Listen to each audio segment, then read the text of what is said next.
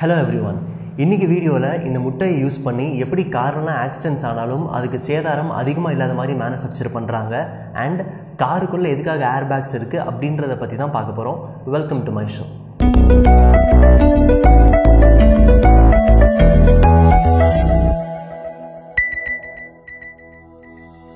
மூமெண்ட்டில் இருக்கிற எல்லா பொருட்களுக்குமே மொமெண்டம் இருக்கும்னு நம்ம நியூட்டனோட செகண்ட் லால படிச்சிருப்போம். இப்போ உதாரணத்துக்கு நம்ம வீட்டுக்கு வெளியில் ஒரு காரை பார்க் பண்ணியிருக்கோம்.